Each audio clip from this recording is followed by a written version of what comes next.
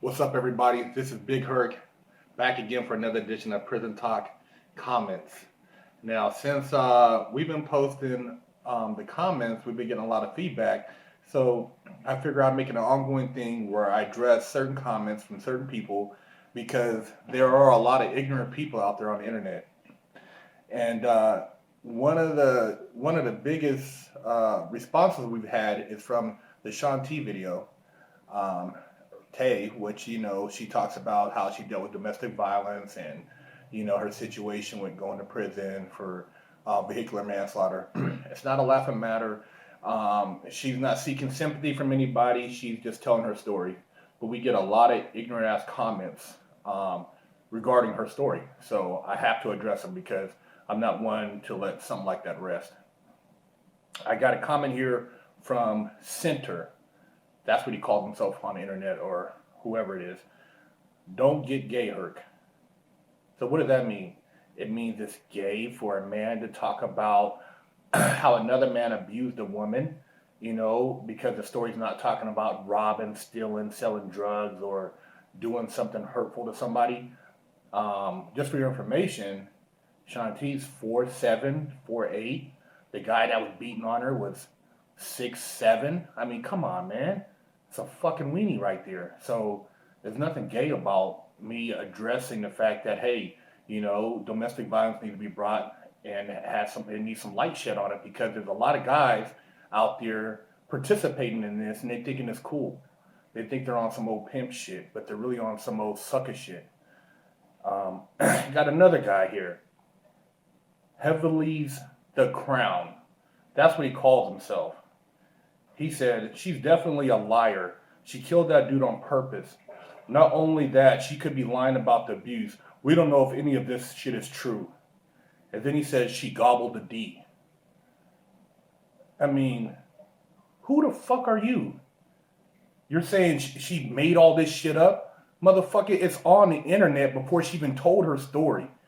You don't know her personally, so you need to keep your mouth shut. And maybe you need to go to prison and have your little cheeks busted out, because you ain't never dealt with no type of physical abuse.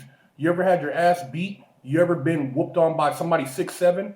You ever chunked them things? You ever been put in a situation where you got to defend yourself and you wake up and it don't matter if you were smoking weed or drinking before that, you try to get the hell out of there? I didn't think so. You're probably some little buster sitting around in front of the computer tugging on your willy like a little weenie. Fuck boy, shut your mouth. I got another one here talking about the Shanti interview. Griffin, I don't even know how this is he's so illiterate. Griff Fungin, that's his name. Anyways, how did the abuse force her into a situation that landed her in prison? That's an excuse if I've ever heard one. The abuse didn't force her to drive a car while high on Xanax. This is talking about the Shanti interview again. Now, if you've ever been in an abusive situation, you're not thinking about what you did prior to getting the abuse imposed on you. She didn't say she took it and then ran outside and intended to go, drive around high. She said she took it unprescribed and she was honest. She wasn't trying to put extras on it, and she tried to get the hell out of the situation. This is a woman that's 4'7", being choked out by a guy that's 6'7", who gets off on abusing women, and she wakes up and tries to get the fuck out of the situation. Who are you to judge her? What makes you somebody who knows what's best in her situation? You don't know what she was dealing with. And for you to say that the abuse is an excuse, come on, man. You're what type of human being are you? I can see right now you're a dumbass, jackass. All right, enough about that. So I got one right here from Mr. Chillin65. If I went inside and I keistered a broken bottle top, no mofo was gonna rape me and not regret it for life. One way or the other, you're gonna lose that fucking dick. Laugh out loud. This is kind of funny. He's saying basically, if somebody tried to take his butt cheeks, he would have something back there for him, so they wouldn't really get any pleasure out of it. Which I can understand his point, but I just found that one kind of entertaining, so I had to address it. I have one here from Big Kev regarding prison talk. Haters gonna hate. They probably got internet thug life tattooed on their stomach. You're right about that, Big Kev. You got a lot of internet thugs out there, wannabe gangsters, dudes who now, because they walk around and maybe they got a little pistol, they think they're tough guys. Most of you guys, they never popped your gun. You ain't never been nowhere. You ain't never did nothing. And you just do a lot of talking. And as soon as you get caught up in a situation, you're going to snitch like a little bitch. Motherfucker, I done been to juvenile hall. I done been to youth authority. I done been to the federal pen. So I done seen it all. And what I try to share with you guys as an individual is my inside knowledge of what I've been through.